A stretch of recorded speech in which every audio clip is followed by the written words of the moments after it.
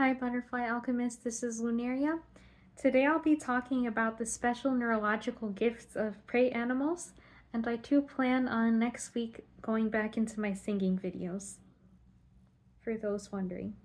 So the first gift of prey animals is wide angle vision, or seeing what others miss. So think of a rabbit and how its eyes are on the sides of its head, and how its peripheral vision is very expansive compared to humans. Well, we may not have eyes on the sides of our heads quite the same way, but psychologically, we still have a similar element of highly perceptive intelligence.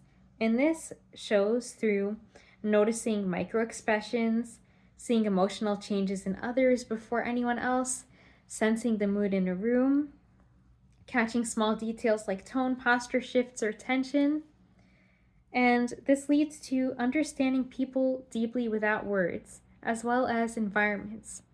For example, as someone with a prey-coded nervous system, I've been noticing there was a lot of deep fake videos on YouTube that are AI generated. And I realized I was picking up on even the ones that did not have a disclaimer within them about this, because I would notice things like the clothes looking too seamless, or the skin having no flaws, or perfect symmetry in faces which doesn't exist in real life. So that allows you to pick up on deception as well. It is actually a survival tactic within prey-coded nervous systems. And think of it this way: within a tribe of people, we need predator nervous systems to go out and see the world, right? But we also need prey-coded nervous systems to assess threats. This is not to make anyone feel lesser than. We each are who we are for a reason, and we all have a role to play. And we can all bring our nervous system typologies and our concurrent personalities forward to the tribe, the civilization, the community, in order to help the group in some ways, and to see a fuller perspective through our community. So, and then you probably have high vagal sensitivity. So you probably rely on polyvagal communication, or reading safety cues through breath, gaze, stillness, and micro movements. And humans with a prey-coded nervous system often have extremely responsive vagal nerves. And I can attest to that. I have to do vagal nerve calming exercises due to my condition pretty often. You probably have deep intuitive empathy, the ability to co-regulate with others gently, and a calming presence, and an innate sense of when something is off, otherwise known as your gut instinct. You have a very strong gut instinct, and you probably have a bit more of a precise one through your nervous system patterning, because of the reason I mentioned. You have a survival instinct rooted through your ability to perceive, because you may not necessarily have the physical capabilities to defend yourself. So you start relying on these perceptive-based traits.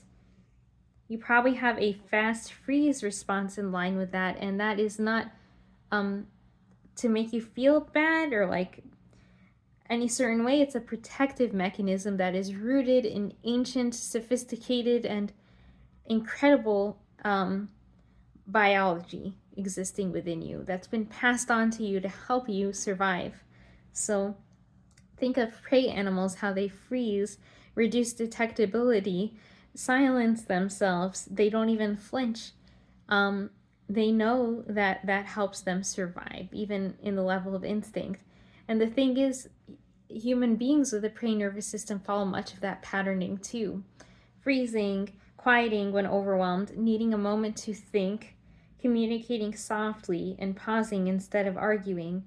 All those things are an ancient type of wisdom existing within you. You probably have heightened sensitivity in hearing, smell, touch, and body awareness, similar to prey animals. And that can feel very overwhelming in modern life, because modern life is not necessarily in harmony with people who have prey nervous system biology. And recognizing that this is a biological misalignment with much of the world around you reduces your feeling of failure.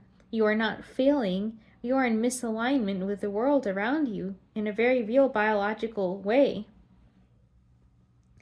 And to go against that, you will need to take measures within your own life that allow you to feel safe enough in your nervous system to let that side of you flourish again. And it can. Just like rabbits finding warrens that they communicate in and find love and community in and presence, you can too. But the first step is a simple acknowledgement of what you are. And that can be the hardest part sometimes. So you probably bond strongly with your herd or mate using animal-based language, but you probably bond well with your community or the people around you because you crave connection and you recognize co-regulation is survival, even if you're not telling yourself that. And you recognize closeness reduces stress hormones and affection triggers oxytocin. So you are helping yourself biologically survive. So you probably love deeply because of that and bond intensely and choose a few safe people instead of many acquaintances because your body is telling you that your environment is survival. Many people with prey nervous system typologies can be the most steadfast, gentle hearts because they exist in that way. And they can also be the ones feeling very, very marginalized in terms of society and how they relate to it. And I'll be making a video soon about your Achilles heel and what that means as well, and that connects to this, and I'll explain that in that video. So, prey animals communicate through tiny movements, stillness, posture shifts, quiet sounds, and mutual watching. And humans also communicate softly, prefer gentle tones. I do like singing rock sometimes, but I noticed my home base, or what I feel safest in, tends to be gentler toned. And that took me time to come to terms with, because I do like other forms of singing, and, you know, it's a matter of what's sustainable to my nervous system sometimes. Not to say I'll never sing rock, but it's probably why I don't as often. So anyway, you're going to have a way of communicating that comes a little easier and natural to you.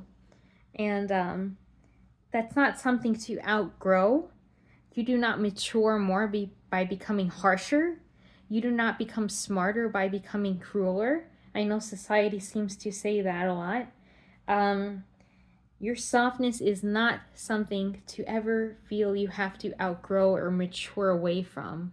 It can be the most mature aspect of you. It is an ancestral language of peace for you and the world around you. And we need that these days more than ever in our world today. You probably have spiritual sensitivity, or a natural mystic. Or if you're not, you would probably do well to explore spirituality and understand those aspects of life more, because you will find a lot of peace within your nervous system typology. That is also very correlated with how prey animals are often portrayed in religion. Like addressing my Christianity, we have the Holy Spirit as a dove. That's for a reason, because that prey animal represents peace, purity, sacrifice, devotion, gentleness. You will find those traits corresponding with your way of existing. Humans with prey-coded wiring often feel spiritually connected to God. They probably have mystical or symbolic dreams. especially as they mature in these traits. They probably sense subtle meanings in life that may be missed from the larger society. And you're the one who brings those traits back into society. That's why I'm saying don't ever feel less than. You are a needed part of our world. They probably feel God in stillness rather than in noise. And you're probably very naturally contemplative as a human being. So if you recognize these traits in yourself, realize that you have so much to offer the world and so much to offer yourself in terms of personal revelation, the things you can be doing to altruistically nurture society um, at a very immense way, because these traits are being erased. There's an erasure going on of these kinds of traits in our world due to political drivers and societal drivers that are too complex for me to get into right now. But the point is, you, by maintaining your heart in the way it is, are actually being an incredible advocate in society of what human beings can still be and the value of these gentle traits. So don't ever discount your purpose in this world. Thank you.